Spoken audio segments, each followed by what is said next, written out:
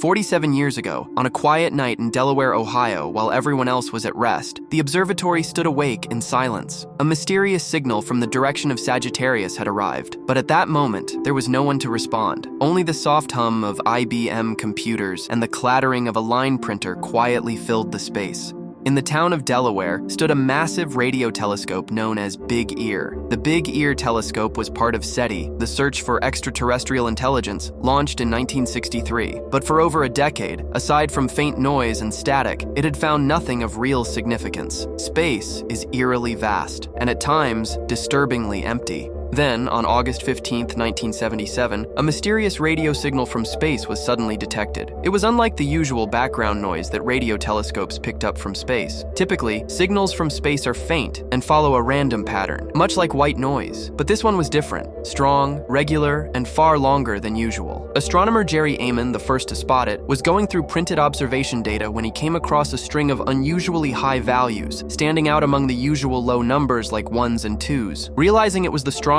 signal he had ever seen, he instinctively circled the string, leaving behind what would become a historic mark: wow. And so, it came to be known as the wow signal. As mentioned earlier, the wow signal was highly unusual. Its strength was more than 30 times greater than any known cosmic background noise. And it wasn't just a brief spike. It was received continuously, at that intensity, for a full 72 seconds. Not only was it powerful, but its pattern was also strangely consistent. It gradually rose in intensity, peaked, and then faded away smoothly. That's not the kind of random fluctuation we'd expect from cosmic radiation. It was an exceptionally stable signal. Signals like that are extremely rare in space, but on Earth, they're quite common. It's the typical pattern of a communication signal. The wow signal bore a striking resemblance to artificial signals, as if it had been deliberately crafted. As scientists began analyzing the signal more deeply, they uncovered something even more astonishing. The frequency of the wow signal matched almost exactly 1,420 megahertz, known as the hydrogen line. This frequency has long been considered the most likely wavelength we, or any alien civilization, would use to send signals across space. That's because the hydrogen line in space occurs naturally at very low strength, only under specific conditions, making it part of an exceptionally quiet frequency band with little interference. And hydrogen is the most abundant and simplest element in the universe. If intelligent life exists in the universe, especially life that understands quantum mechanics, hydrogen would be the first element they come to know. And once they understand hydrogen's properties, it's only logical they'd choose the hydrogen line as a universal frequency for interstellar communication. That's why the SETI project has focused heavily on monitoring the 1,420 megahertz range, and the wow signal had arrived at that very frequency. Of course, there are other hypotheses about the origin of the wow signal. One suggests that a signal transmitted from Earth could have bounced off space debris or celestial objects and returned to Earth. Another proposes that the signal was caused by two comets, 266P Christensen and 335P Gibbs, believed to be near the signal's source at the time. But these theories lose credibility. One, because there were no known Earth-based sources emitting at 1,420 megahertz at the time, and another because later studies showed that the comets weren't even within the telescope's range when the signal was received. As a result, neither of the two gained scientific support.